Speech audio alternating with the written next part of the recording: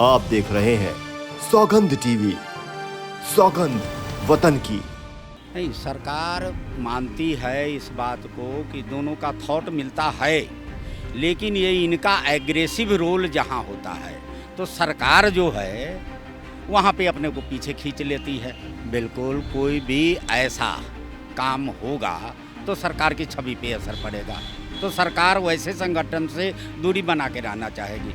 कुछ ऐसी गलत बयानबाजी कर देते हैं। और जहाँ तक कांग्रेस का सवाल है तो कांग्रेस की तो कोई नीति है ही नहीं। चलिए, आप एक नागरिक के तौर पे मुझे बताएं कि आप वोट देने जाते हैं तो आपके लिए कौन सा मुद्दा सबसे ज़्यादा महत्वपूर्ण होगा, क्योंकि आपका ही जी बताएं। धर्म से जुड़ा मुद्दा भी और दूसरा विकास से मुद्दा।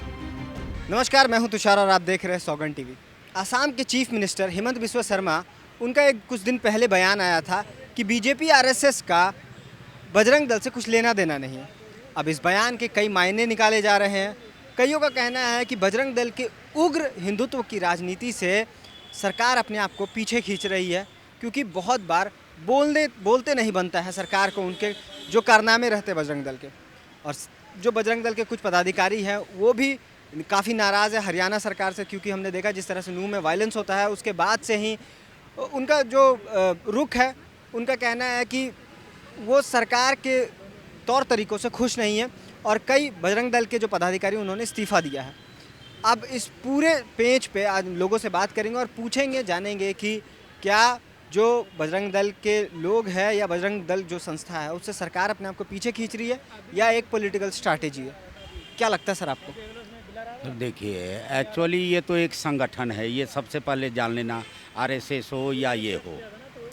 अभी जैसे सरकार हर स्टेटमेंट, कुछ ऐसा स्टेटमेंट आ जाता है जैसे किसी जनभावना को आहत करता हो, तो सरकार सैद्धांतिक रूप से उसे पीछे हटेगी। ये बात अलग है कि इनका लॉजिक और उनका लॉजिक, सरकार जिस अनुरूप से चल रही है, इनका सैद्धांतिक। लेकिन सवाल ये है कि जब बीजेपी, आरएसएस और जो बजरंग दल है वो कहा जाता है कि वो सेम स्कूल ऑफ थॉट से बिलोंग करते हैं, बावजूद इसके आखिर जो असम के चीफ मिनिस्टर है वो अपने आप को क्यों भाजपा को या आरएसएस को क्यों बजरंग दल से अलग करके देख रहे हैं? नहीं, सरकार मानती है इस बात को कि दोनों का थॉट मिलता है, लेकिन ये इनका एग्रेसिव रोल जहाँ होता है तो सरकार जो है वहाँ पे अपने को पीछे खींच लेती है। भाई, हम इसका समर्थन नहीं करते। कोई विद्वेष की भावना से प्रेरित होकर के सामाजिक उन्माद पैदा हो, उससे सरकार, तो कोई भी सरकार होगी, उसे अपने आप को पीछे खींचेगी।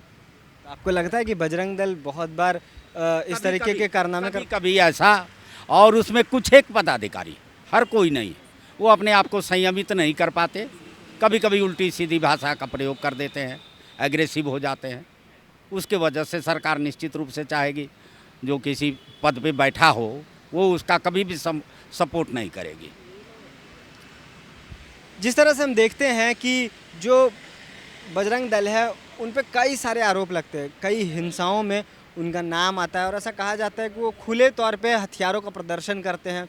जिस तरह से खबर आई थी आसाम से कि वहाँ पे कई बच्चों को हथियार जो चलाने की वो प्रैक्टिस दी जा रही है, उन्हें ट्रेनिंग दी जा रही है। तो इससे सरकार ने, जो असम की सरकार है, उन्होंने विधानसभा में सीधे तौर पे कहा था कि इससे हमारा कोई लेना देना नहीं है। और उसके बाद कई जो बजरंग दल के वहाँ के जो लोग थे उन पे एफआईआर तक हुई थी। तो आपको लगता है बजरंग दल की इन हरकतों की वजह से सरकार के लिए मुश्किल हो जाती है उनके लिए फैसला लेना? बिल्कुल, कोई भी ऐसा काम होगा तो सरकार की छवि पे असर पड़ेगा, तो सरकार वैसे संगठन से दूरी बना के रहना चाहेगी। हैं, अभी कुछ ऐसे क्रियाकलाप हुए हैं जिनसे सरकार को कहीं ना कहीं ये हुआ है। जैसे नूह कांड में कुछ ऐसा आया कि भाई वहाँ के जो प्रमुख थे उन्होंने कुछ ऐसा स्टेटमेंट दिया। जी, मोनू मानेसर का नाम जो है उनका आया, उनका नाम आया, तो इसके लिए सरकार बैकफुट पे आई। बैकफुट क्या, उसे कहा कि नहीं भाई, हमारा ऐसे किसी भी स्टेटमेंट से ताल्लुकात नहीं।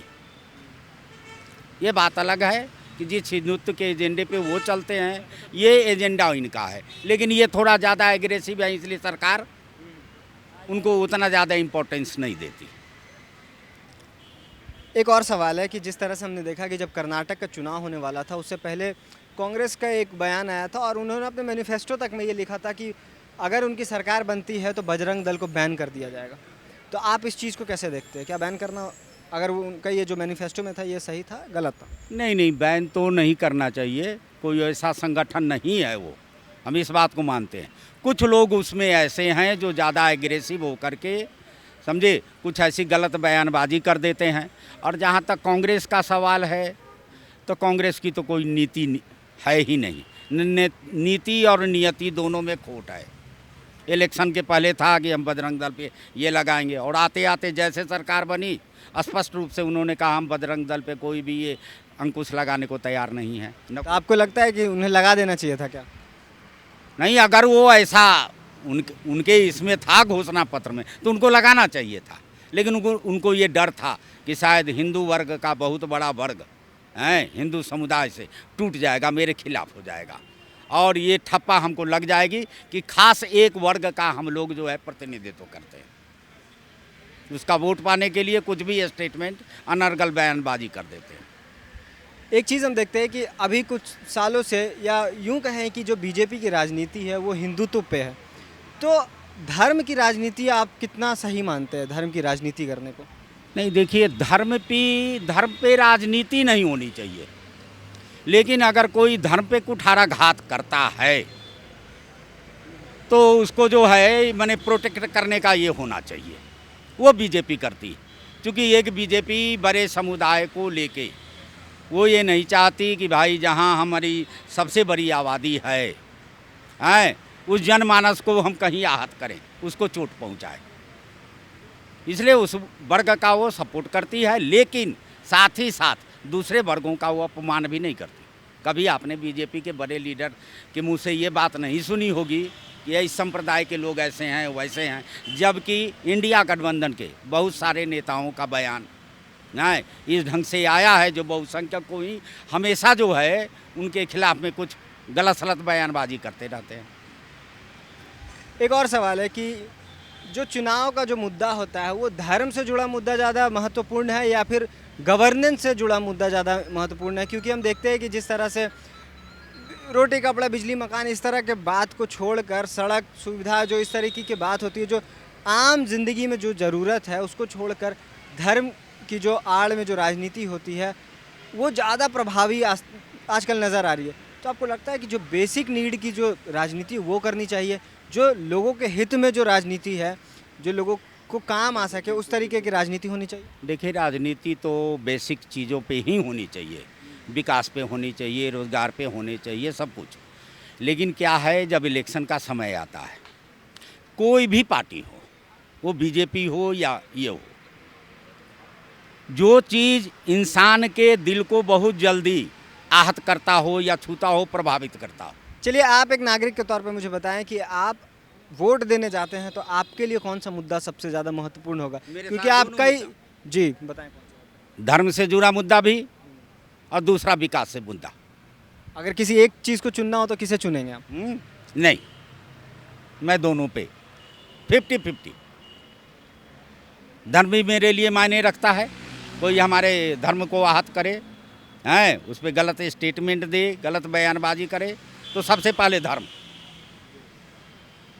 विकास तो होना ही है, ये निरंतर प्रक्रिया है, ये तो होना ही है। कभी गति तेज होगी, कभी गति धीमी होगी, लेकिन हमारे लिए दोनों मुद्दा अहम है। धर्म और विकास दोनों का मुद्दा आपके लिए अहम है और दोनों आप चाहते हैं कि जो भी नेता आए दोनों पे ध्यान दे। तो जैसा कि आपने देखा, हमने लोगों से बातचीत की कि लोगों का कहना है कि जिस तरह से जो बीजेपी या आरएसएस जो है वो बजरंग दल से उनका कोई जुड़ाव नहीं है। इस तरह का जो बयान आया था हेमंत बिस्वा शर्मा का, लोगों का भी ये मानना है कि जब बजरंग दल इस तरह के बयान देते हैं, जो उग्र राजनीति है, जो हिंदुत्व की राजनीति करते हैं, उस तरीके की चीज़ को लेकर सरकार भी बैकफुट पर आ जाती है, जिसकी वजह से सरकार सीधे तौर पर कहती है कि उनका कुछ लेना देना नहीं है बजरंग दल से, जबकि दोनों सेम स्कूल ऑफ थॉट से बिलोंग करते हैं। मैं था तुषार, कैमरा पर्सन अंकित के साथ सौगंध टीवी। आप देख रहे हैं सौगंध टीवी, सौगंध वतन की।